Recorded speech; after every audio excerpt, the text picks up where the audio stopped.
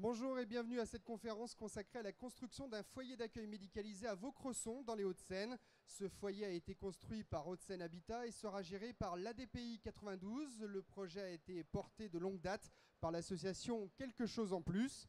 Depuis sa programmation et jusqu'à sa mise en œuvre, le projet a fait l'objet d'un travail très fin, attentif au bien-être des résidents, aux conditions de travail des personnels, ainsi qu'aux aspects plus fonctionnels du bâtiment. Le foyer sera certifié Habitat et Environnement. Il s'inscrit dans un site remarquable et tire parti des espaces boisés en limite du château de Vaucresson et de son parc. Alors pour évoquer ce projet, nous accueillons Annick Nguyen et Guillaume Parent de l'association Quelque chose en plus. Merci à vous d'être présents cet après-midi sur le village des architectes. L'association a été créée en 92, je crois, mais on va la présenter tout à l'heure, par un groupe de parents d'enfants atteints de polyhandicap sans lieu d'accueil. On en reparlera tout à l'heure. On accueille également Yves Tanou, directeur à l'ADPI 92. Bonjour Monsieur Tanou. Et puis pour la partie architecturale, nous accueillons Stéphanie Mormin et Patrick Puget, architectes au sein de l'agence Axio Architecture. Bonjour à vous. Depuis son origine, Axio Architecture travaille dans le domaine médico-social, autant dans le secteur du handicap que pour l'hébergement de personnes âgées ou à caractère social. La qualité de vie dans les établissements, le confort des résidents, la fonctionnalité facilitant le travail des personnels restent au cœur des préoccupations d'Axio Architecture et de ses collaborateurs. Et vous allez bien sûr le comprendre durant cette conférence. Alors tout d'abord, Stéphanie Mormin, Patrick Puget, pouvez-vous nous présenter un petit peu ce projet ? J'ai le son. Oui, bonjour. Alors nous avons donc effectivement un projet de construction d'un foyer d'accueil médicalisé de 32 places, 28 places d'internat en chambre individuelle et 4 places d'externat ou d'internat séquentiel. L'internat séquentiel, c'est un internat qui alterne les périodes d'externat et d'hébergement sur site. Nous présentons particulièrement, nous avons souhaité particulièrement présenter ce projet aujourd'hui parce qu'il correspond bien à ce qu'on aime faire, c'est-à-dire bâtir un projet architectural sur un projet d'établissement détaillé, concret, porté par l'association. Et ce projet, donc, comme on va vous le présenter, fait suite à une très forte implication de l'association Quelque chose en plus, aidée par l'ADPI. Je vous lis un extrait du programme, ce qui situe à peu près le projet, le programme architectural du concours. Le projet consiste à créer un foyer d'accueil médicalisé destiné à accueillir des personnes, hommes et femmes, à partir de 20 ans, lourdement handicapés par des TED, troubles envahissants du développement, des autistes et polyhandicap, dont certains peuvent être épileptiques et en tout cas très souvent non marchands. Donc ce sont des résidents avec une très très faible autonomie et qui ont besoin d'un support et d'une aide dans tous les actes quotidiens de la vie, d'une surveillance constante et de soins médicaux assez lourds. Les personnes sont en général orientées par la maison départementale des personnes handicapées. Voilà, pour situer à peu près le projet. Alors effectivement, vous avez les logos des principaux participants, on peut dire, le maître d'ouvrage Hauts-de-Seine Habitat, bailleur social, qui construit donc pour le compte de l'ADPI de Quelque chose en plus, sur un terrain qui appartient à la mairie de Vaucresson, donc il fait porter par une agence foncière.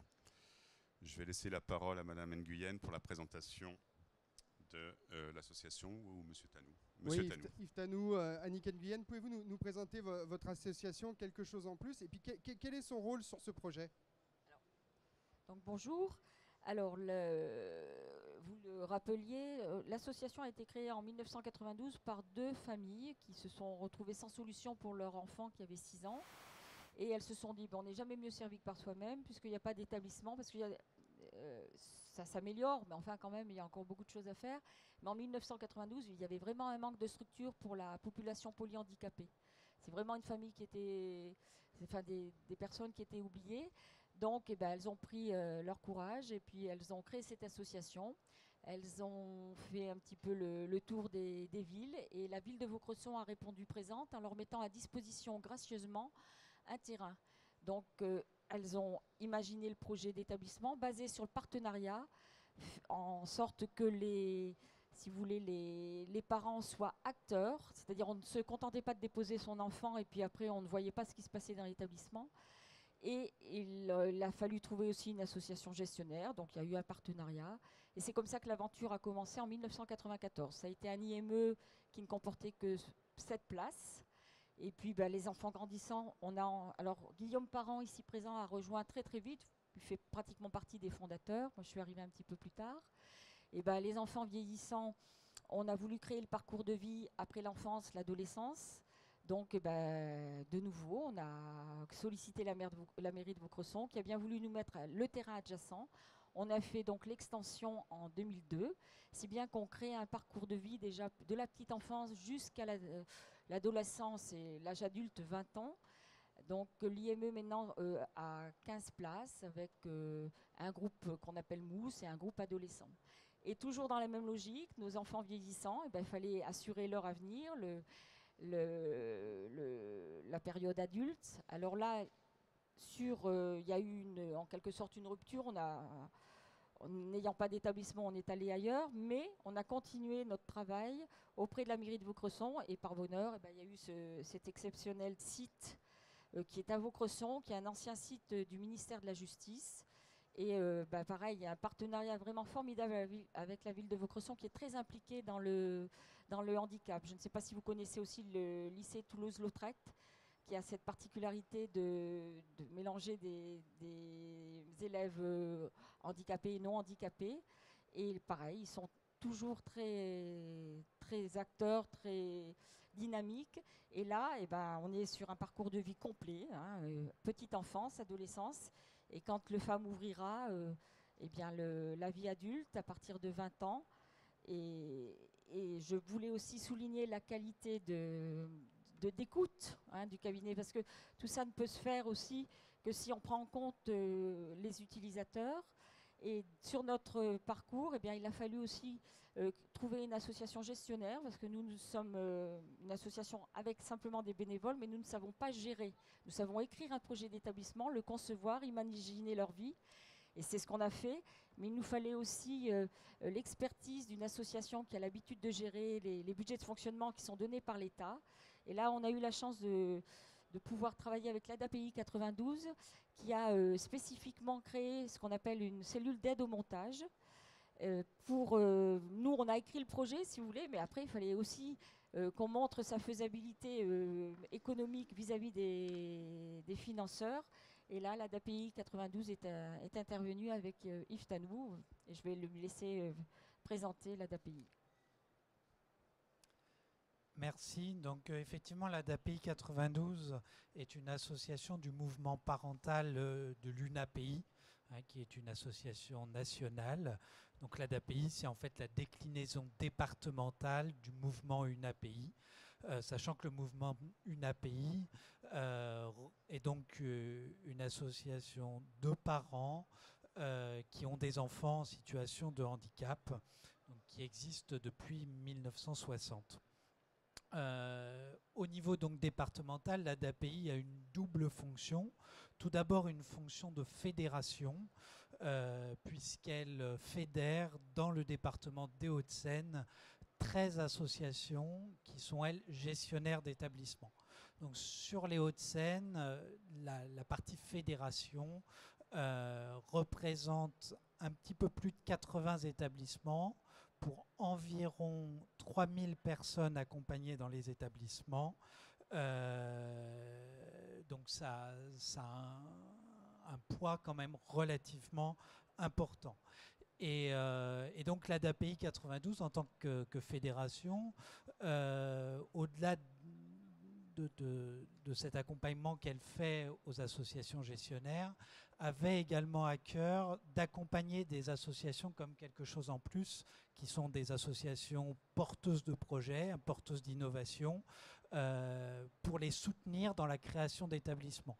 Puisque vous savez peut-être, les financeurs sont de plus en plus questionnants, de plus en plus méfiants sur les capacités des associations à gérer des établissements. Et du coup, pour que l'innovation perdure, il faut permettre à ces petites associations de faire vivre leurs projets. Et donc c'est à ce titre-là que l'association ADAPI 92 a créé cette cellule d'aide au montage.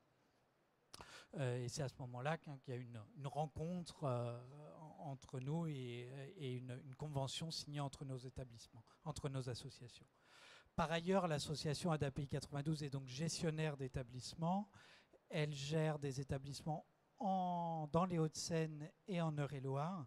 Et aujourd'hui, elle emploie 300 salariés et accueille dans ces établissements qu'elle gère en direct environ 500 personnes en situation de handicap, que ça va du secteur de l'enfance aux adultes, avec des établissements pour personnes qui ont une très faible autonomie, comme dans les foyers d'accueil médicalisés, à des établissements pour des personnes qui ont une plus forte autonomie, comme des ESAT par exemple. Alors, on va redresser un petit historique de ce projet. Madame Nguyen. Alors, les dates clés, c'est disons, on est passé en cross, mais en 2009, donc on a eu un accord. Il se trouve qu'entre-temps, il y a eu la réforme des ARS, des agences régionales de santé. Donc, on a dû attendre un arrêté conjoint qui est... Bon, puis il y a eu différentes péripéties. Mais disons que le 29 juin 2011, on a eu notre arrêté conjoint entre l'Agence régionale de santé et le Conseil général. Et là, ça a été le début de l'aventure, on peut le dire, parce que Hauts-de-Seine Habitat a pu lancer le concours d'architectes et puis tout ce qui a suivi. Donc c'était en 2012, le concours d'architectes. Ensuite, en 2013, on a obtenu le permis de construire. En mai 2014, il y a eu la sélection de l'entreprise générale Francilia. Et les travaux ont commencé en juin 2014. Voilà. Et avec l'ADAPI aussi, je voulais souligner l'importance des hommes, parce qu'on a un directeur général qui est exceptionnel à l'ADAPI 92 et qui reconnaît l'expertise des parents. Et c'est important parce que, bon, voilà, on n'est pas gestionnaire, mais on a 20 ans d'expérience d'handicap et c'est quelqu'un qui sait écouter et qui fait confiance. Et ça crée un véritable partenariat. Ce n'est pas simplement des mots, et c'est la base de ce projet, le partenariat avec les architectes, partenariat avec la mairie et partenariat avec l'ADAPI 92. Alors on va revenir avec les architectes, justement, Axio Architecture. Stéphanie, Patrick, quelles sont les particularités du site ? Alors le site, on le voit sur la diapositive, c'est un site très boisé. On est sur le parc de Vaucresson. Le parc du château. Alors ce qu'on appelle le château, c'est une demeure bourgeoise 19e qui a un caractère architectural intéressant et puis qui domine un petit peu toute la vallée. Donc c'est un bâtiment qui est très connu sur la région. On est en secteur bâtiment de France. On est très proche du centre-ville de Vaucresson, ce qui est très important. On en parlait tout à l'heure. Nombre de projets dans le domaine médico-social sont dans des zones périurbaines, voire parfois dans des villages un peu perdus, là où on trouve du foncier très peu cher. Là, on a la chance d'être sur une des communes d'Île-de-France où le foncier est peut-être le plus cher, et en tout cas, et en plus, très proche du centre-ville, du cinéma, des commerces, de petits restaurants, etc. C'est un site relativement contraint par ailleurs, évidemment, c'est-à-dire que on avait une partie d'espace vert classé, donc la partie constructible était très restreinte, et on avait donc l'obligation de faire un établissement s'organisant relativement de façon verticale. Voilà, et enfin un terrain clos, ce qui était un atout. Un terrain clos, c'était le parc du château, donc on est resté, comme vous l'avez vu sur la diapo précédente, un petit peu derrière les murs, pour avoir un espace sécurisant avec un parvis piéton pour les résidents. Alors cette vue-ci illustre un petit peu ce qu'était le cahier des charges du concours, en tout cas la façon dont nous on y a répondu, c'est-à-dire qu'il fallait qu'on se cale donc sur ce terrain, c'est un terrain qui était limité, qui était très boisé, en maintenant la perspective du château que l'on voit un petit peu à l'arrière. Voilà, donc le paysage urbain, naturel, planté, préservé avec l'implantation du bâtiment, se calant au mieux sur ses limites séparatives pour conserver un parc dont on parlera tout à l'heure, à l'usage des résidents. On passe directement... Sur le projet de vie ? Alors on va se tourner vers Yves Tanou et Annick Nguyen sur le projet de vie. Quelles sont les grandes lignes du projet de vie du foyer? Voilà, ce qui est important, c'est qu'avant d'imaginer le projet architectural, justement, on a écrit le projet de vie et on a défini des axes forts. Donc, et c'est autour de ce projet de vie aussi qui ont été organisés l'organigramme, l'organisation du temps de travail, le choix des matériaux et tout ça. Mais les axes forts, c'était d'abord son caractère familial. Donc, c'est un établissement, comme on vous l'a dit, qui accueillera 32 résidents, dont 24 en internat, en internat que j'appelle fixe, c'est-à-dire à la semaine. Et puis 4 chambres seront alternativement occupées 15 jours par deux jeunes gens différents, si vous voulez. 15 jours, ils seront internes, et pendant qu'ils sont internes, son binôme sera externe, et vice-versa. C'est quelque chose qui à la fois répond à une demande des parents parce que ça offre une certaine souplesse. C'est pas toujours évident d'aller tout de suite en internat 2 semaines et ne se revoir que le week-end. Et par ailleurs, ça nous a aussi permis d'augmenter la capacité parce qu'avec 28 chambres, on accueille 32 personnes. On aurait voulu le faire beaucoup plus, mais il faut aussi avoir la capacité d'accueillir les externes dans de bonnes conditions. Et là, en termes de mètres carrés, on était trop juste. Mais on se rend compte que, compte tenu de notre liste d'attente, si on avait pu faire un petit peu plus, mettons 36, on n'aurait pas perdu le caractère familial et on aurait encore aidé d'autres familles. Hein, parce qu'il y a vraiment une carence dans les Hauts-de-Seine et je pense que c'est dû à la rareté et au coût du foncier. Donc ça, c'était important, ce caractère familial, avec des petites unités de vie d'interne de 7 jeunes gens. On donne une ambiance de maisonnée par le mobilier, les coloris, les matières. On fait un travail sur l'ambiance. Et c'est vrai que dans l'association Quelque chose en plus, le hasard a voulu, hein, c'est le handicap qui nous a réunis. Mais tout à l'heure, Guillaume vous en parlera. Il est architecte d'intérieur et donc il a pu vraiment travailler avec les architectes sur ce côté. Voilà, les architectes acceptent que l'on change un petit peu. Eux, ils étaient contraints parfois par certaines données, mais on discute et on revoit certains matériaux ou les coloris. Et c'est ça qui est agréable parce qu'on entend que derrière, c'est vraiment les utilisateurs finaux qui vont être dans ces lieux. Et on fait un travail sur les couleurs. Guillaume vous en parlera un petit peu plus, et sur les matériaux. Le deuxième, je l'ai un petit peu abordé, c'est la souplesse dans l'accueil. C'est permettre à la fois un internat de semaine. Ça peut être aussi un internat, il se peut que les enfants aussi ne sortent que 2 week-ends par mois, si les parents le souhaitent. Les parents vieillissent. Ça sera plutôt les parents peut-être qui viendront voir leurs enfants. Voilà, tout est ouvert et avec l'ADAPI 92, on écrit le projet d'établissement ensemble. Il nous faudra aussi des contraintes dans le fonctionnement, hein, parce qu'on ne peut pas non plus faire des choses à la demande. Il y a une organisation au niveau du personnel, mais malgré tout, il y a cette écoute de toujours garder ce lien avec la famille. Si la famille ne peut plus prendre son enfant, on a prévu une pièce pour les parents, pour qu'ils viennent dîner, où on a prévu aussi qu'un soir, ils peuvent aller manger au restaurant, s'il y a la visite d'un cousin, d'un frère. C'est vraiment très, très important. Un peu comme on fait avec son enfant qui prend son envol et on va le voir à l'appartement, etc. La mixité de la population, là aussi, on y tenait beaucoup.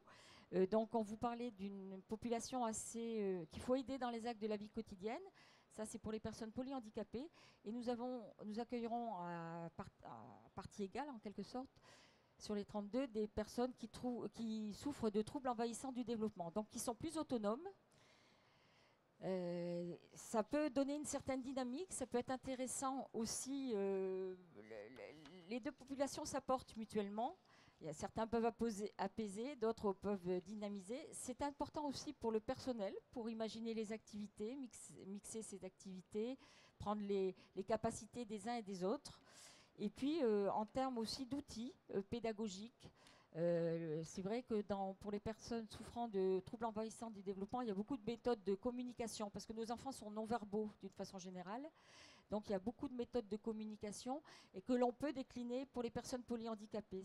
Ça n'a pas été...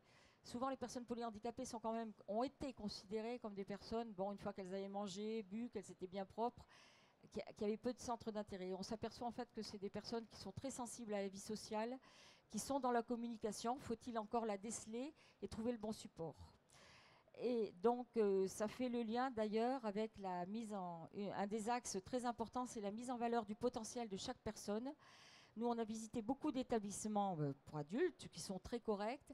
on était juste un petit peu frustrés parce qu'on trouvait qu'il n'y avait pas beaucoup d'activités, ou beaucoup d'activités, bon, c'est vrai, sur le bien-être, c'est important, hein, mais on veut continuer les apprentissages. Donc nous, on a imaginé, d'où l'importance d'écrire le projet d'établissement avant, on a imaginé 10 pôles d'activité qui vont de l'informatique à l'apprentissage, aux arts plastiques, à la cuisine pédagogique, au Snozelen, c'est une salle multisensorielle, à la kiné, à la psychomotricité, et on a aussi ce grand parc dont les architectes ne vous faisaient pas, et on pourra développer des activités de jardinage, de promenade, de parcours de psychomotricité, et plus tard, on aimerait bien faire une petite ferme avec des animaux, parce qu'on sait que ça apporte énormément. Donc ensuite, le cinquième, c'est un établissement ouvert vers l'extérieur. Donc à la fois des activités, aller au cinéma, il y a le cinéma Normandie qui est très accessible, il y a le centre de la Montgolfière qui est un centre culturel où il y a des expositions, il y a le marché, et puis on créera des partenariats. La ville est assez dynamique de ce côté-là, et bon, ce que je disais, la préservation du lien avec la famille. Voilà, j'ai un petit peu résumé. Les grandes lignes du projet de vie. Alors justement, on va se tourner vers les architectes. Stéphanie, Patrick, quelle a été votre réponse architecturale à ce projet de vie? Alors du coup, pour répondre à la fois au projet de vie, mais aussi aux contraintes du site, on a plutôt imaginé un bâtiment compact pour pas trop s'implanter dans le parc. Un bâtiment avec des sorties directes sur l'extérieur qui sont nombreuses afin que les résidents puissent aller directement soit dehors sur le parvis, soit dans le parc, soit sur des terrasses. On était aussi contraint par le label Habitat et Environnement. Le bâtiment sera certifié à la fin de l'opération. Donc c'était isolation par l'extérieur, des matériaux périns avec peu d'entretien. Beaucoup. Du coup, on se retrouve avec un bâtiment L, avec un grand parvis d'accueil. Un rez-de-chaussée qu'on a traité comme un soubassement, où on retrouve les pièces principales de vie, les salles à manger, les cuisines, quelques grandes pièces au niveau kiné et ergothérapie. Le premier et le deuxième étage sont les unités de vie, donc 4 unités de vie, avec les salons communs, les chambres, des salles de bain communes. Et le troisième étage en retrait, on retrouve du coup toutes les actes d'activité qui avaient été demandés dans le programme musicothérapie, cuisine, une salle Snozelen, informatique, etc. Donc la plupart des ateliers sont regroupés au troisième étage, premier, deuxième, les hébergements, et rez-de-chaussée, tout ce qui est salle commun. D'accord. Quelle a été l'importance du travail collectif dans ce projet? Avant de laisser la parole à Guillaume Parent, un petit mot, Patrick? Oui, je voulais simplement ajouter que ce qu'on n'a peut-être pas trop dit, c'est qu'on avait des toutes petites unités de vie sur cette opération. Là, on le voit avec l'étage courant.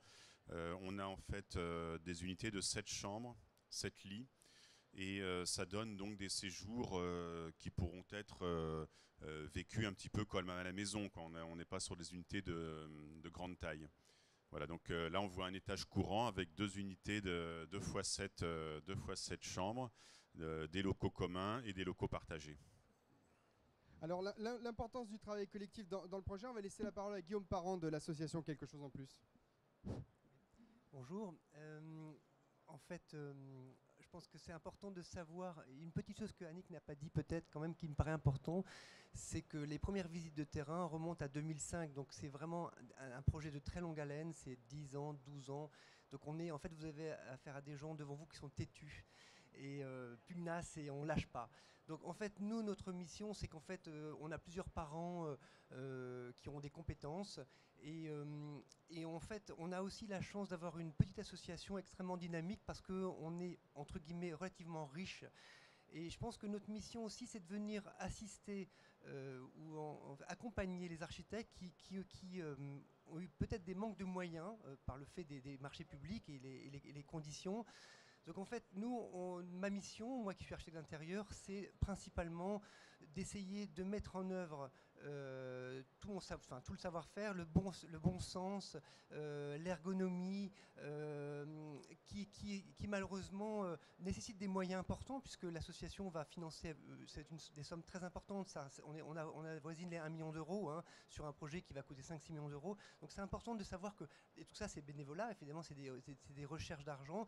Donc on est très impliqué pour qu'effectivement ces lieux qui sont généralement pauvres en matériaux, mais c'est une contrainte qui est donnée par les marchés publics, on fait en sorte pour que on mette, ça ressemble le plus possible à la maison. En fait, voilà, le projet de vie, c'est 4 fois 7 maisonnées qui ressemblent à des maisons avec des beaux matériaux, avec du bon sens, des belles couleurs. Donc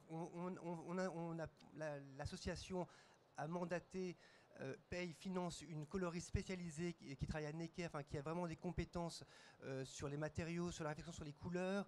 Bon, voilà, c'est vraiment, on a quelques images. Je pense qu'on aura vraiment un établissement qui va s'éloigner de malheureusement ce qu'on connaît par faute de moyens. Et nous, on est vraiment têtus là-dessus parce qu'on sait que une façon de fidéliser les salariés, c'est aussi de leur donner un cadre de vie qui ressemble, qui est assez noble, si j'ose dire.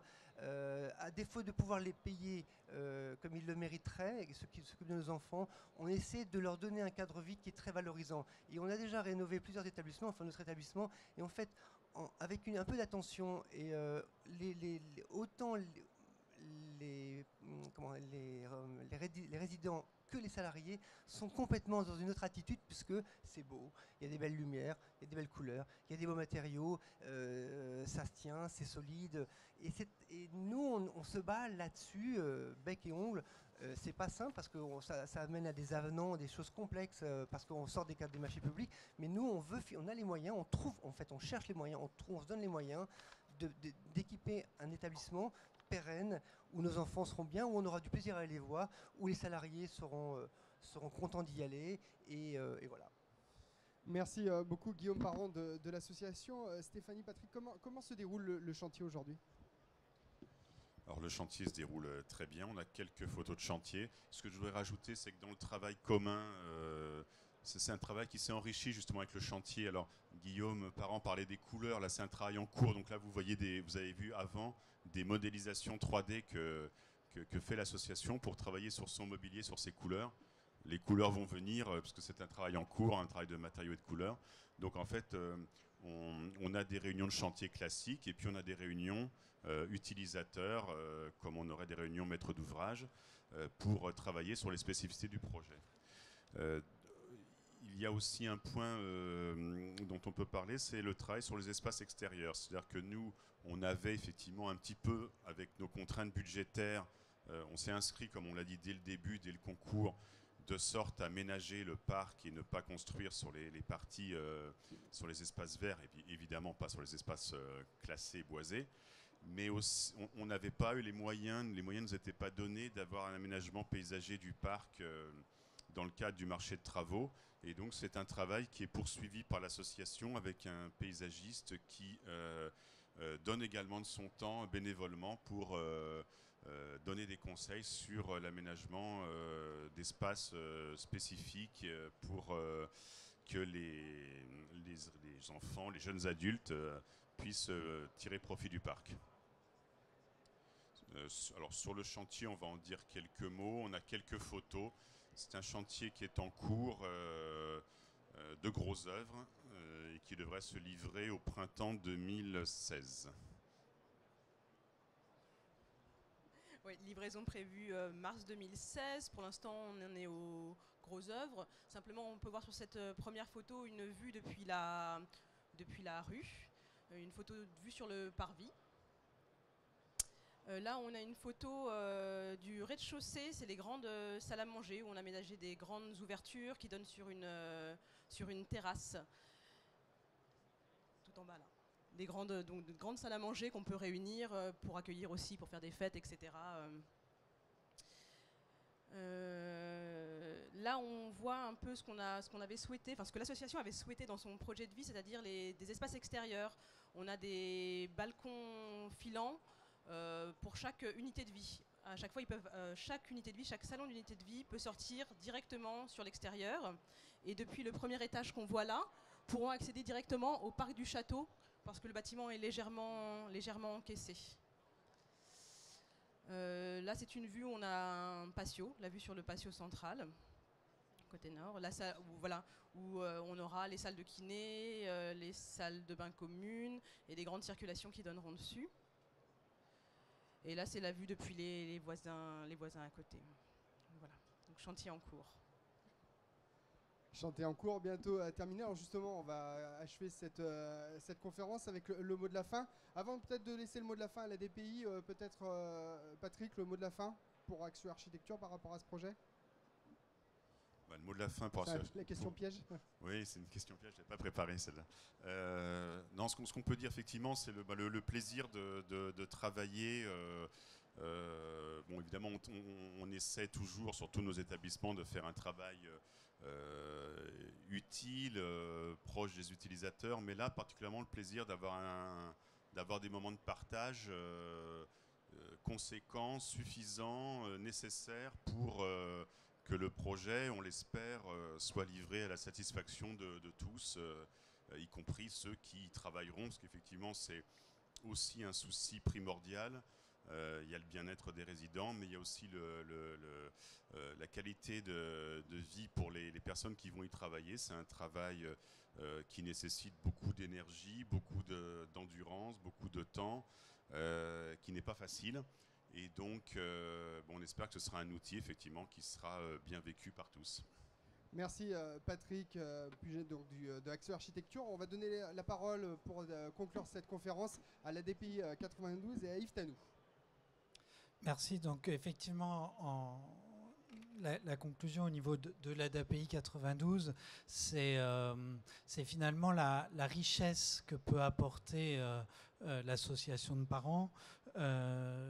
Quand en fait on considère les parents non pas comme une contrainte, comme des gens qui viennent vérifier, ça va avec un œil de parents qui veulent s'assurer que tout va bien ou que rien n'est mal fait, et qu'on voit plutôt les parents comme finalement des gens qui ont une expérience et une expertise sur un sujet qui est le sujet que l'on partage, hein, le handicap. Nous, on a la compétence de professionnels, eux, ils ont l'expérience de parents. Et finalement, quand on arrive à allier les deux, quand on arrive à bien travailler ensemble, à échanger, et bien finalement, on fait du bon travail et nos compétences deviennent des valeurs ajoutées aux uns et aux autres et pas des compétences qui s'opposent. Merci beaucoup pour le mot de la fin. Je vous invite à rencontrer les différents intervenants donc de cette conférence sur l'espace d'Axio Architecture à l'issue de cette conférence. Merci en tout cas pour votre présence à tous. Merci à tous pour avoir assisté à cette conférence, donc on le rappelle, hein, consacrée à ce foyer d'accueil médicalisé à Vaucresson dans les Hauts-de-Seine. Merci beaucoup, à tout à l'heure.